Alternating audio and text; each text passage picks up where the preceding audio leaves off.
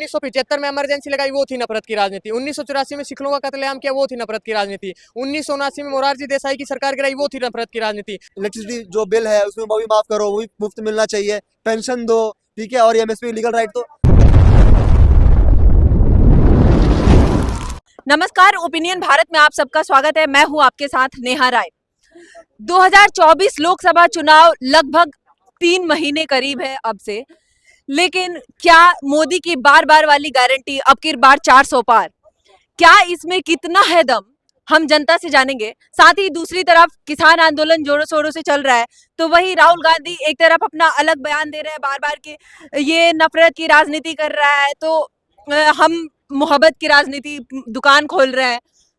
तरह तरह की बातें आ रही है, लेकिन हम जनता की राय जानते हैं कि आखिर 400 पार वाली गारंटी में कितना दम है, तो किसान आंदोलन का आखिरकार वजह क्या है। इन तमाम मुद्दों पे बात करते हैं, जनता से उनकी राय जानते हैं। सर, आपका नाम? राहुल यादव। कहाँ से आप? मैं रेवाड़ी से। अच्छा सर, आपको क्या लगता है जो मोदी जी बार बार अपनी गारंटी अभी जनता के बीच में भी आके एक बार फिर से अपना बोला कि अब की बार 400 पार, वही अपने काम को भी रख रहे हैं जनता के सामने, क्या किया 10 सालों में। आपको क्या लगता है इस 400 पार वाले गारंटी में कितना पावर है? अभी फिलहाल इतनी बड़ी डेमोक्रेसी में, इतने बड़े लोकतंत्र में मजबूत विपक्ष का होना बहुत जरूरी है। आप झुंड बनाने से विपक्ष नहीं बनता है। आप एक स्टेज पे 26-27 पार्टी इकट्ठी होगी और आपने विपक्ष बना दिया।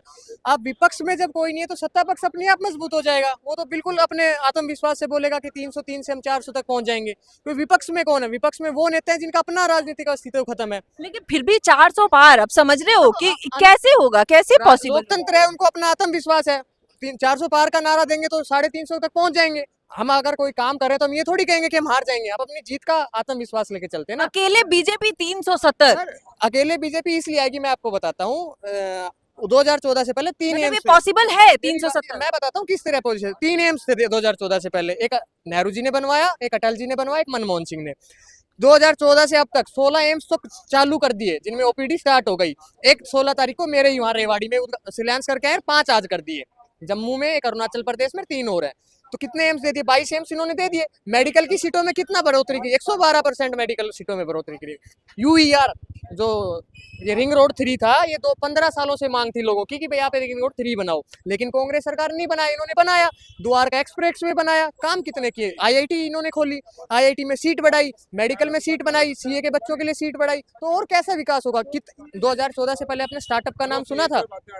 बिल्कुल नहीं था स्टार्टअप। बच्चों को गुमराह किया गया, आप आईआईटी करो, आप यूपीएससी करो, आप सीए करो, नीट करो। उन्हीं में बच्चे पागल हो रहे थे, कोई सुसाइड करा। उसके बाद स्टार्टअप आया।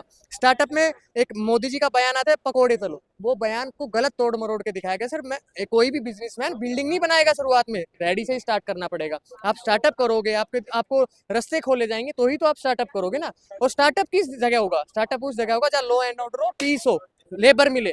तो सर उसी तरीके से सरकार काम कर रही है।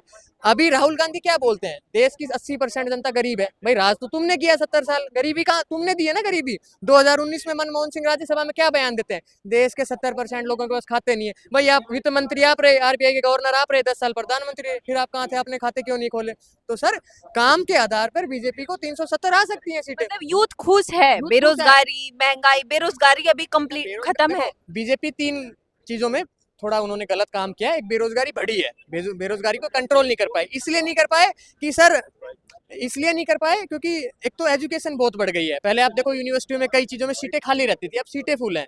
और दूसरी बात ये थी नोटबंदी में 2000 नोटों वाले पे, एक अग्निवीर पे। अग्निवीर 8 साल का इन्होंने कर दिया, लेकिन उसकी बजाय अगर 10 साल तक और करे, 50% से और 60% करे, तो इसमें थोड़ा सुधार आ सकते हैं। 3 मुद्दों पे बीजेपी ने काम नहीं किया। ऐसा बात नहीं, बीजेपी कोई साफ सुथरी पार्टी, कमी उसमें भी है। विपक्ष का काम होता है कि आप अच्छे कामों पे सरकार की तारीफ करो, बुरे कामों पे सरकार की बुराई करो। लेकिन आप एक आदमी को टारगेट करते हो, प्रधानमंत्री चोर है, प्रधानमंत्री चोर है, तो आप पद को टारगेट करते हो। अभी भी राहुल गांधी कह रहे हैं कि वो नफरत की राजनीति कर रहे हैं। नफरत की राजनीति मैं बताऊं, 1975 में इमरजेंसी लगाई, वो थी नफरत की राजनीति। 1984 में सिखों का कत्लेआम किया, वो थी नफरत की राजनीति। 1979 में मोरारजी देसाई की सरकार गिराई, वो थी नफरत की राजनीति। चौधरी चरण सिंह को प्रधानमंत्री बना के 6 महीने संसद नहीं गए वो, और फिर उनकी सरकार तोड़ी, वो थी नफरत की राजनीति। एक वोट से अटल बिहारी वाजपेयी की सरकार गिराई, वो थी राजनीति। और सर सबसे बड़ा एग्जाम्पल मैडम मैं देता हूँ, हरियाणा में विधानसभा चुनाव हुए थे, 77 सीट थी जनता दल की और 3 सीट थी कांग्रेस की। भजन लाल कांग्रेस का मुख्यमंत्री बना था, विधायकों को किडनैप करा के, वो थी नफरत की राजनीति। अभी नहीं लग रहा है हिंदू मुस्लिम हो रहा है, उसको बोल रहे हिंदू मुस्लिम कर रहे हैं बीजेपी वाले। पहले क्या था सर, मुसलमानों ने कुछ भी किया, मीडिया ने वो किया कि भाई हाँ इनका अधिकार है, वक्फ बोर्ड को सब कुछ अधिकार था। अब क्या हिंदुओं को धीरे धीरे उनको अधिकार दे रहे हैं, उनको जागरूक कर रहे हैं, उनको अधिकार दे रहे हैं, सब कुछ कर रहे हैं, तो बस लगा के हिंदू मुस्लिम कुछ नहीं है सर, पहले से हिंदू मुस्लिम आ रहा है, बल्कि अब तो सुधार आया इन चीजों में। मुसलमानों को शिक्षित बनाओगे, मुसलमानों को शिक्षित बनाने में काम आया है, तो ये चीज। हाँ जी सर, क्या लग रहा है 400 पार वाली गारंटी जो मोदी की बार बार आ रही है, कितना उसमें पावर, कितना दम दिखता है, क्या ये पॉसिबल है? देखिए मेरी बात सुनिए, जब अभी स्टेट असेंबली के इलेक्शंस हुए थे ना, रिजल्ट्स आए थे, तब भाजपा के सभी नेता अगले दिन से बोल रहे थे इस बार हम 300 पार करेंगे, 300 पार। I was the first person here जो यूट्यूब चैनल्स पे आपके मैंने बोला था कि 300 नहीं 400 पार होगी। तो और वही चीज अब पूरी भाजपा दोहरा रही है। और अच्छा, लेकिन ये किसान आंदोलन जो चल रहा है उसका कुछ असर होगा? देखिए किसान आंदोलन से मेरे अनुसार तो मोदी सरकार की लोकप्रियता उल्टे बढ़ेगी। और आज तो किसानों के, कैसे? किसान नेता तो कह रहे हैं उनकी लोकप्रियता गिराने के लिए हम कर रहे हैं। देखिए मेरी एक और बात की आज पुष्टि हो गई, क्योंकि जो अर्थशास्त्रियों की एक टीम है उन्होंने बोला है कि 27 लाख से 32 लाख करोड़ प्रति वर्ष चाहिए होगा, जिस प्रकार की एमएसपी किसान मांग रहे हैं ना आज की डेट में, और उससे हमारी इकोनॉमी क्रैश हो जाएगी पूरी तरीके से। और दूसरी बात मैं ये बोल रहा हूँ कि भाई जो आज किसानों के नेताओं के चेहरे से पूरे ही नकाब उतर गए, उनकी पूरी असलियत सामने आ गई है। कैसे? कल रात को इनकी मैराथन बैठक फिर से हुई, देर रात तक चली। इसके बाद ये हुआ, गवर्नमेंट ने इनको ओपन प्रपोजल दिया कि आप पांच जो दालें हैं, 3 दालें और कपास मक्का, जिसमें अरहर, उड़द और एक दाल और है, वो पर कपास और मक्का को हम 5 साल तक उसके ऊपर गारंटीड एमएसपी देंगे, उनको उगाइए। इन लोगों ने साफ इनकार कर दिया। सरकार का उसके पीछे लॉजिक ये था कि अभी तक इन 5 जो आइटम्स हैं, ये आर्टिकल जो है गवर्नमेंट ऑफ इंडिया इंपोर्ट करती है, उससे स्टेट एक्सचेकर पर, सेंट्रल एक्सचेकर पर बहुत बोझ पड़ता है, मतलब बहुत ज़्यादा खर्चा सरकार का होता है, और उपभोक्ताओं को भी, आम जनता को भी ये महंगी पड़ती है दाल, ये जो 5 आइटम है। तो दूसरी बात क्या हो रही है, ये जो पंजाब के किसान अड़े रहते हैं ना, गेहूं पर और धान के ऊपर इनको एमएसपी चाहिए, वो देखिए जरूरत से ज़्यादा पैदावार हो रही है, उसको हमें इंपोर्ट करना पड़ता है। उसको रखने के लिए हमारे पास ना गवर्नमेंट के पास उतना स्टोरेज कैपेसिटी है, प्राइवेट जो बायर्स होते हैं उनके पास भी लिमिटेड स्टोरेज कैपेसिटी है, वो अनाज फिर सड़ता है पड़ा पड़ा।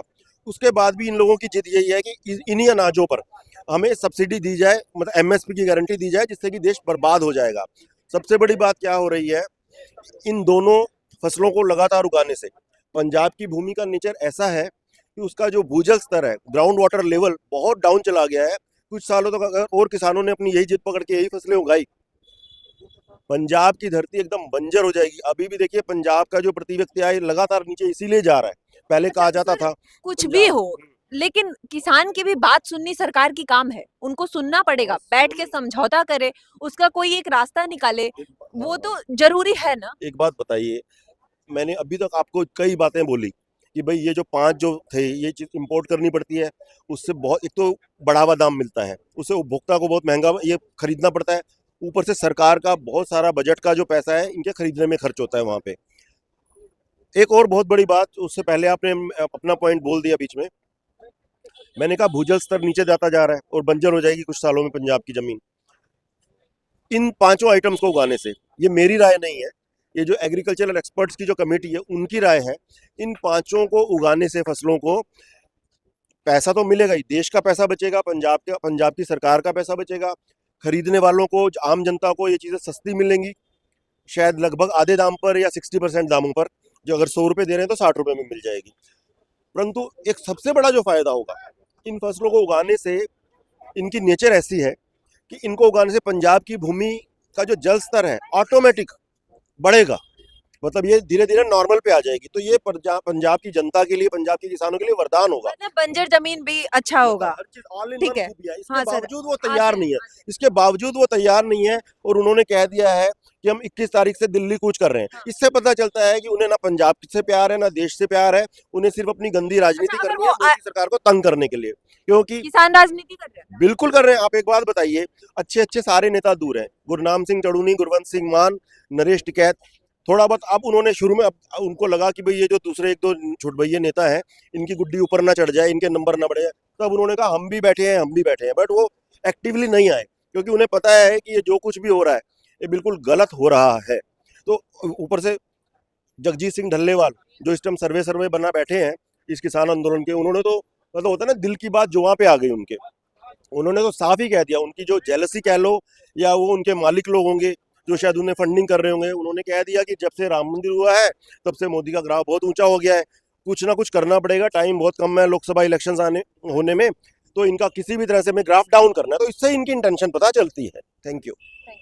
क्या लगता है सर, ये किसान आंदोलन जी। किस तरह से असर करेगा 2024 लोकसभा चुनाव पे, या किसान की जो बात है उसको क्या सरकार को समझनी चाहिए, किस तरह से इसको बेटर करनी चाहिए? कहीं ना कहीं देखिए, उनकी मोदी जी ने 2017 उत्तर प्रदेश जो विधानसभा चुनाव हुआ था 2017 में, और भी उसके साथ कई राज्यों में चुनाव थे, तो उस समय मोदी जी ने एक नोटबंदी का फैसला लिया था।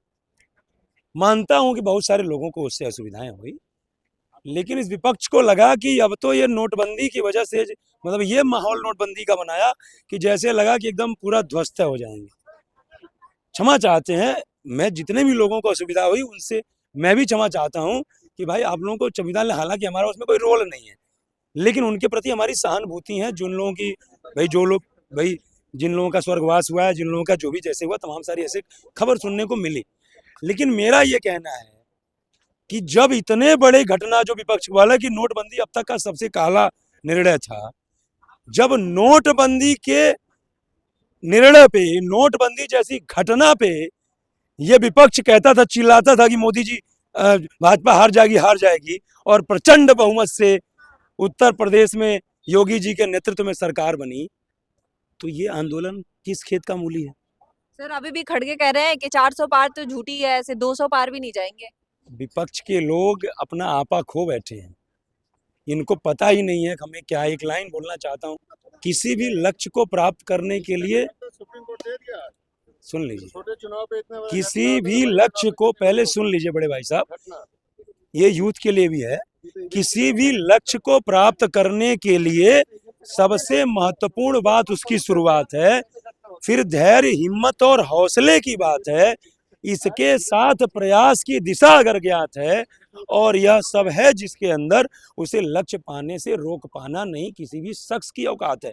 मेरी जो लाइन है जो मैंने लिखी है, ये कहने का सिर्फ यही मकसद है कि इसके साथ प्रयास की दिशा अगर ज्ञात है, मतलब जाना है आपको इस डायरेक्शन में, आप जा रहे हो इस डायरेक्शन में, अब 500 मीटर चले गए, तब आपको पता चला कि हम तो गलत आ गए, तो आप जहां बैठे थे ना, वहां आने के लिए आपको 1 किलोमीटर चलना पड़ेगा, कि 500 गए और 500 आएंगे, तब आप जहां थे, मैंने कोई आपका उसका कोई रिजल्ट नहीं मिलेगा, आप शून्य पे आएंगे, मतलब जहां आप थे वहां आने के लिए आपने 1 किलोमीटर चल दिया। आप समझ रहे मैं कहां से बोल रहा हूं? तो लेकिन जब आप अपना कदम बढ़ा रहे हैं, उससे पहले ही आपने चिंतन मनन, सारा एक्सप्लेनेशन, सारा एनालिसिस, सारा रिसर्च करके जब आप बढ़ेंगे, तो कहने का मतलब है प्लानिंग की very importance for get success in life और for get success in any goal. Planning बहुत इंपॉर्टेंट है। कांग्रेस पार्टी का सीन क्या है कि अभी तक ये लोग विरासत में राज कर रहे थे। इंदिरा गांधी जी, तो पहले नेहरू जी, नेहरू के बाद इंदिरा गांधी जी, इंदिरा गांधी के बाद राजीव गांधी जी, तो ये लगा कि ये जो वंशवाद चलता चला रहा है ये कायम रहेगा। लेकिन देखिए, अब ये लोकतांत्रिक देश है, धीरे धीरे देश के लोग जागरूक हुए।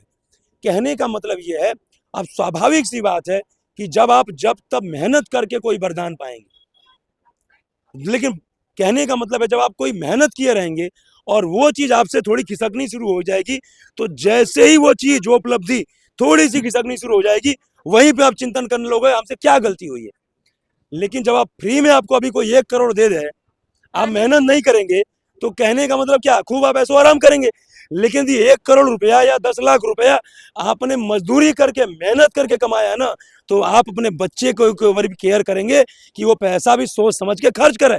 तो इन लोगों को विरासत में पैसा मिल गया, तो इन लोगों ने उसको ऐसो आराम का साधन समझ लिया। आज जो विरासत खसक गई है, तो आपा खो बैठे हैं। आप ये बताइए, पहले इन्होंने क्या रखा जब महिला आरक्षण विधेयक आया? सर हम आते हैं एक एक करके, थोड़ा जी। सा एक बार इनसे फिर हम आते हैं यहाँ पे। सर क्या लगता है, जो मोदी के बार बार 400 पार वाली गारंटी बोल रहे हैं, कितना इसमें पावर है? अकेले बीजेपी 370 पार, आखिर कैसे?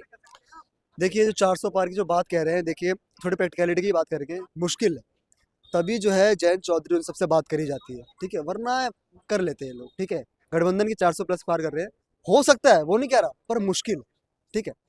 और जैसे कि ये किसान और ये सब लोग जो आए हुए हैं बॉर्डर पर, ये किस प्रकार से जब ये खुद ही मोदी को टारगेट कर रहे, कह रहे कि उसके ग्राफ ऊपर जा रहा है, जब वो ऐसा बोलेंगे ना तो मोदी ग्राफ अपना फिर और ऊपर जा रहा है। ये बात सही है। जो है ये इसे कहते हैं रिवर्स पॉपुलराइजेशन, ठीक है, वो रिवर्सली और पॉपुलर हो जा रहे हैं कि जब उनको पता, जब लोग भी समझ रहे हैं यार ये तो बस मोदी को गिराने हैं, मतलब उनका कह देना ये उल्टा हो जाएगा। ये उल्टा ही होगा, अपने पैर में खुद ही कुल्हाड़ी मार रहे हैं। और आपको आपके जेन्युइन मुद्दे, आप उस मुद्दे पर टिके रहो, वरना जो है फिर 400 पार मुझे भी मुश्किल लग रहा है, मुश्किल नहीं तो मुझे लगता है 450 पार ना हो जाए। 543 टोटल सीट है, ठीक है, 400 जो है गठबंधन सीटें लाना उतना भी मुश्किल नहीं है, पर आ जाएगी, ऐसी भी नहीं है, पर मुश्किल तो है।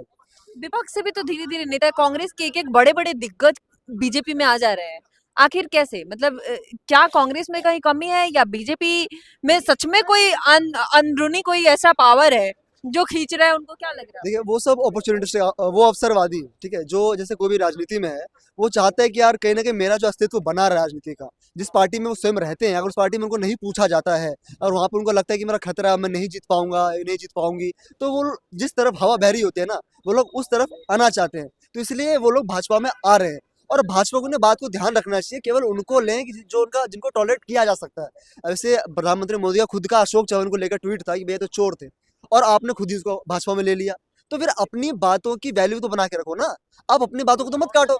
ये बीजेपी के लिए नेगेटिव फीडबैक हो सकता है। हाँ, तुमने गलत है, इसे कमलनाथ को उन्होंने मना कर दिया, अच्छा होता है, नहीं लेना चाहिए, अच्छा, क्योंकि आखिर कमलनाथ क्यों आना चाहते? इतने कांग्रेस के इतने पुराने नेता, मतलब इंदिरा गांधी के टाइम से, मतलब वो क्या अपने बेटा की राजनीति को बचा रहे हैं, कहीं ना कहीं उसको संभालना चाह रहे हैं, या खुद की राजनीति? क्या उनका आखिर लक्ष्य क्या है?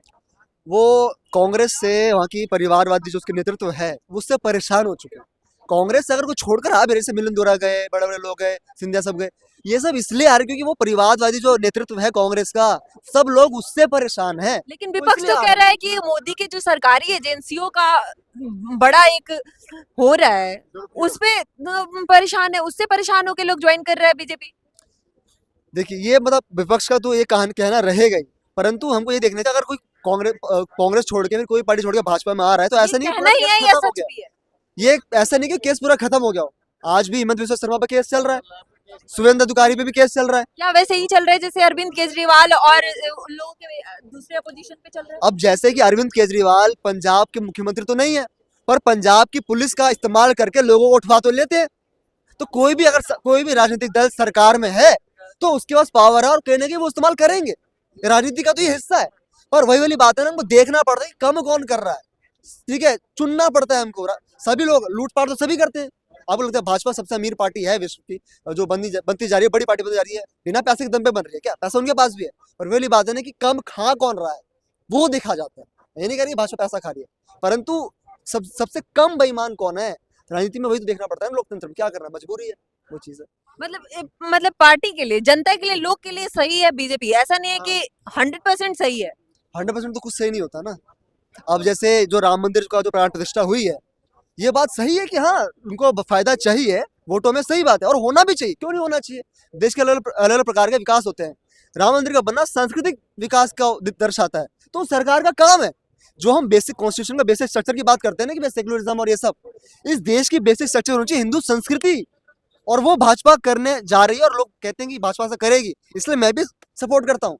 वरना अगर हिंदू संस्कृति को छोड़ देंगे, जिस दिन वो हिंदू संस्कृति को छोड़ देंगे, हिंदू राष्ट्रवाद को छोड़ देंगे, उस दिन मेरे साथ चला जाएगा।